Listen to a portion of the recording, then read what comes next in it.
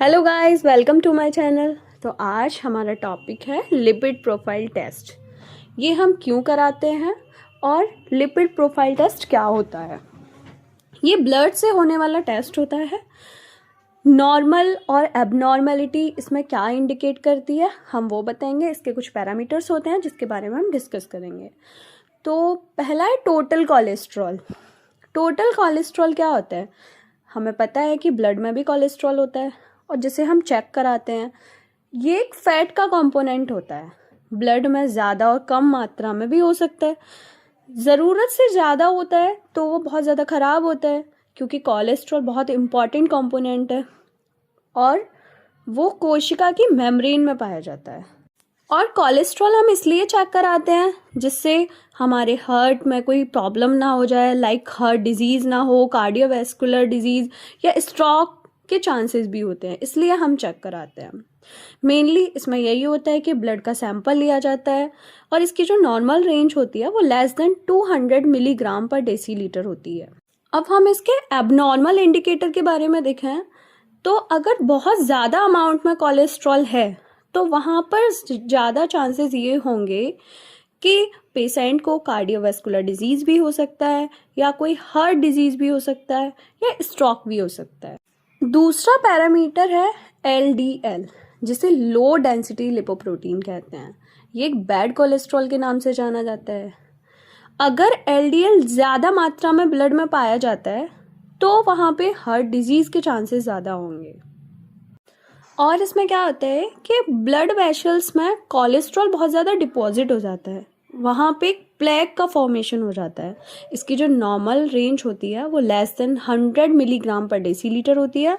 अगर हम इसका एबनॉर्मल वैल्यू को देखें तो अगर वहाँ पे हाई LDL कोलेस्ट्रॉल है तो वहाँ पे बहुत ज़्यादा चांसेस हैं कार्डियोवैस्कुलर डिजीज़ के।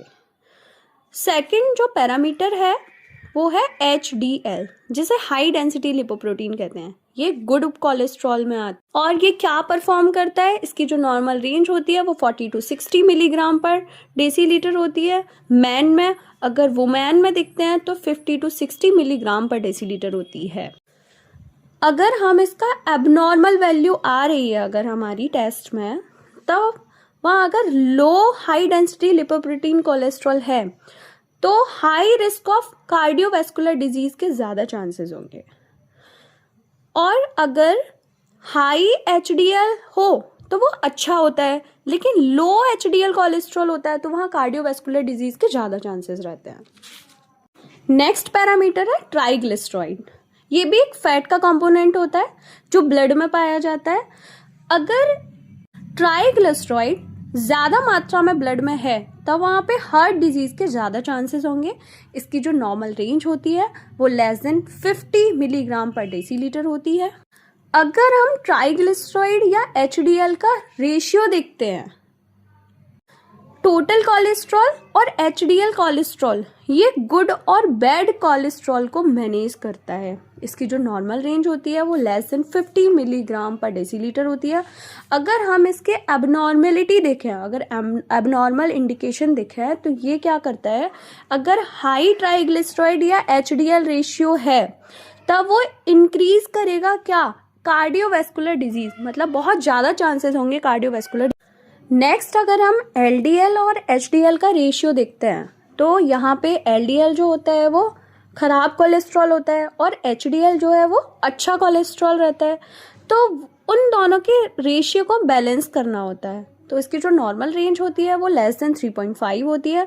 अगर हम इसके एबनॉर्मल इंडिकेटर को देखें तो अगर हाई LDL है और लो HDL है तो वो खराब होता है, मतलब अच्छा नहीं होता, वो गलत होता है। हमारी हेल्थ के लिए लो LDL और हाई HDL होना चाहिए तो उससे हमें कोई प्रॉब्लम नहीं होगी, लेकिन हाई LDL हो रहा है और लो HDL है तो उससे हमें हार्ट के डिजीज कॉज हो सकते हैं। नेक्स्ट पैरामीटर है VLDL। VLDL होता है वेरी लो डेंसिटी लिपोप्रोटीन। ये बहुत खतरनाक होता है और ये ब्लड में ट्राइग्लिसराइड में होता है। जो VLDL को कैरी करता है। इसकी जो नॉर्मल रेंज होती है वो 5 to 40 मिलीग्राम पर डेसीलीटर होती है। अगर हम इसके अबनॉर्मल इंडिकेटर को देखें तो हाई VLDL कोलेस्ट्रॉल है, तो वहाँ पे हाई रिस्क होता है कार्डियोवैस्कुलर डिजीज और ब्लड वेसल्स में क्लॉट हो जाएगा, वहाँ पे प्लेग के फॉर्मेशन भी होगा। और अगर वहाँ पे BP है तो उस पेशेंट में स्ट्रोक के चांसेस भी होंगे, कार्डियोवैस्कुलर के चांसेस भी होंगे और इवन नस फटने के चांसेस भी बहुत ज़्यादा रहते हैं। तो ये है पूरा लिपिड प्रोफाइल टेस्ट।